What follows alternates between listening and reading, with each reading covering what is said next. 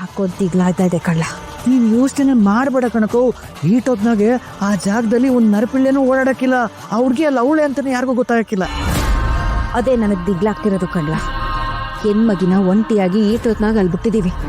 ಪಾಪ ಅದೇಟ ಎದುರ್ಕೊಂಡೈತೋ ಏನೋ.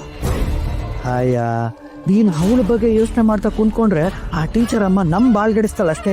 ಯುದ್ಧಕ್ಕೆ ಇಳಿದ್ಮೇಲೆ ನ್ಯಾಯ ಧರ್ಮ ಎಲ್ಲ ನೋಡ್ಕೊಂಡು ಕುಂತ್ಕೋಬಾರ್ದು.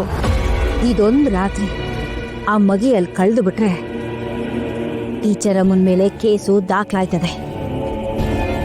ಆಗ ಅವಳು ಈ ಸ್ಕೂಲ್ನಾಗೆ ಕೆಲಸ ಮಾಡಂಗಿರಲ್ಲ.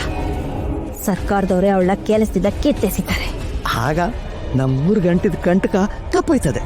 ಆದ್ರೂ ಯಾರನ್ನ ನಂಬೋದು ಬಿಡೋದು ಒಂದು ಗೊತ್ತಾಯ್ತಿಲ್ಲ ಕಳ್ಳ.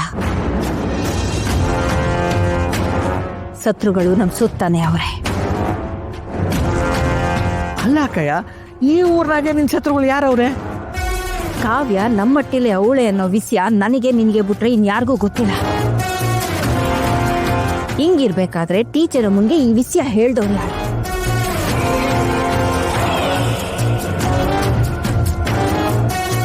ಸಾಲದಕ್ಕೆ ಆ ಟೀಚರ್ ಒಂದ್ ಮನೆ ಗಂಟ ಹೋಗಿ ಕಾಗ್ದ ಕೊಟ್ಬಿಟ್ಟು ಬಂದವ್ರೆ ಅಂದ್ರೆ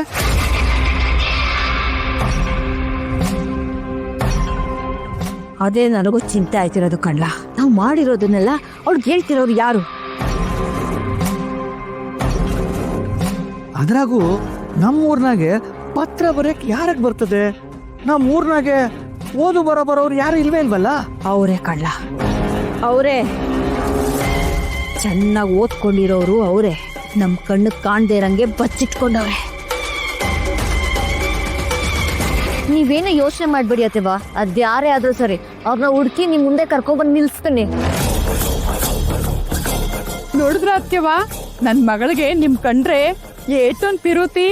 ನಿಮ್ಗೊಂಚೂರ್ ನೋವಾಗ್ಬಿಟ್ರು ಪಾಪ ಮಗ ಕೊರಗ್ಬಿಡ್ತದೆ.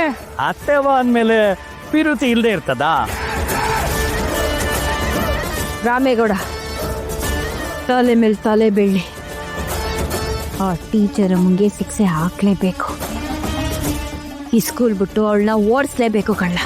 ಅದಕ್ಕೂ ಮೊದಲು ಆ ಟೀಚರ್ ಮುಂಗೆ ಪತ್ರ ಬರೆದವ್ರು ಯಾರು ಅಂತ ತಿಳ್ಕೋಬೇಕು.